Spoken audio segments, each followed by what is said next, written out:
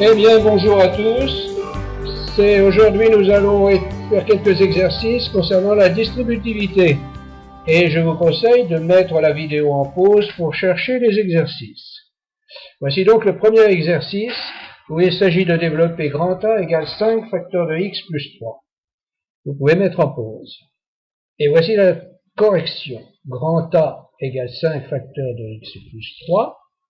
Là, nous avons 5 en facteur qui va se distribuer à x et à 3, ce qui va donner évidemment 5 multiplié x plus 5 multiplié 3, 15.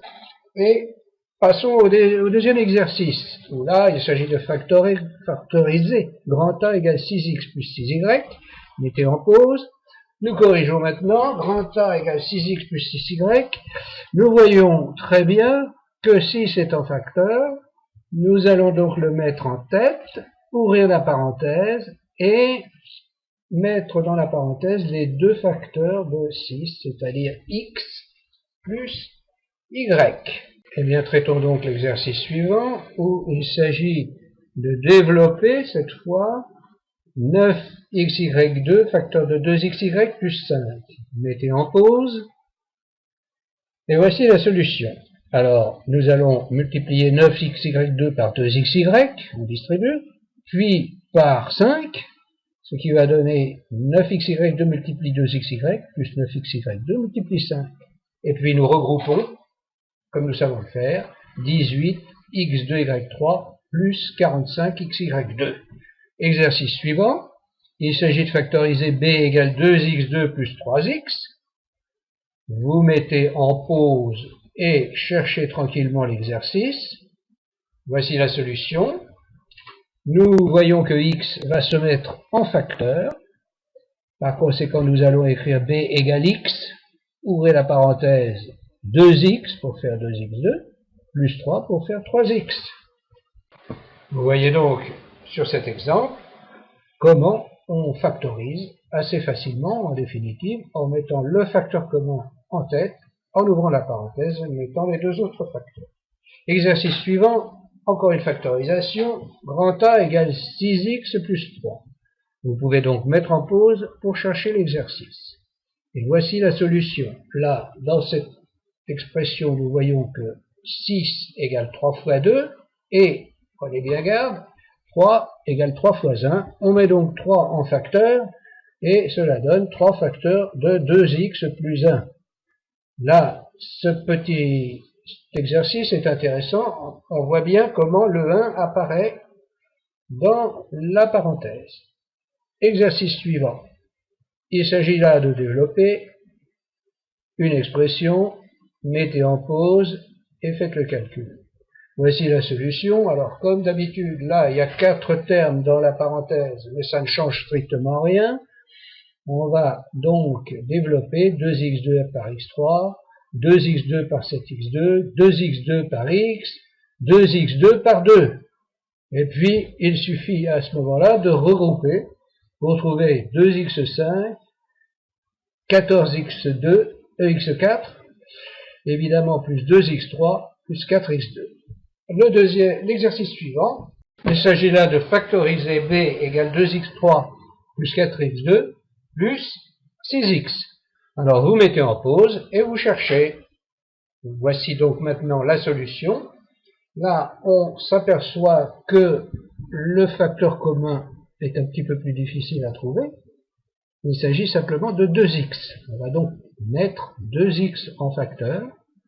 2x, alors, est multiplié par quoi? Par x2, et puis par 2x, et puis par 3. Ce qui termine l'exercice. Voilà donc encore une factorisation. Maintenant, l'exercice suivant qui nous est proposé, on nous donne une expression qu'il s'agit d'une part de développer, puis de factoriser. Mettez la vidéo en pause, et voici la solution. Alors, pour développer, toujours le même système, 5x multiplié par x, plus 5x multiplié par 8, puis le deuxième terme, 6x multiplié par x, et 6x multiplié par 7. Et puis donc, on regroupe les termes en x2 que l'on rassemble et les termes en x que l'on rassemble à côté. Et par conséquent, il suffit de mettre x2 en facteur dans les deux premiers termes et puis x en facteur dans les deux autres termes et puis d'effectuer. Et on trouve a est égal à 11x2 plus 82x. On factorise maintenant a. En reprenant cette expression, on met x en facteur de 11x plus 82, et voilà. L'exercice suivant maintenant. On nous donne les expressions, on nous demande de réduire les expressions suivantes. A, B, C. Mettez en pause et nous allons maintenant corriger. Alors, grand A égale 2A plus 7 plus 3A plus 12 plus 5A. Il s'agit de réduire, c'est-à-dire on va rapprocher les termes en A et les termes numériques. On va mettre A en facteur. A est facteur, vous le voyez bien, de 2 plus 3 plus 5. Et puis c'était 12, 19. On n'a plus qu'à calculer dans la parenthèse. Et on trouve A égale, grand A égale 10A plus 19. Alors, la deuxième question maintenant. Grand C égale 5A plus 2 plus 3A2 plus 3A plus 7 plus 6A2. Il faut réduire. Donc, on va rassembler les termes en A2. On va rassembler les termes en A et les termes numériques. Ensuite, on va factoriser A2. On va factoriser A et calculer 7 et 2. Et puis après, il n'y reste plus qu'à effectuer le calcul et on trouve C égale 9A2 plus 8A plus 9. Corrigeons l'exercice suivant, dans lequel il y a une nouveauté. Cette fois, le facteur commun est une quantité entre parenthèses, la quantité x plus 1. Alors mettez en pause. Nous corrigeons maintenant.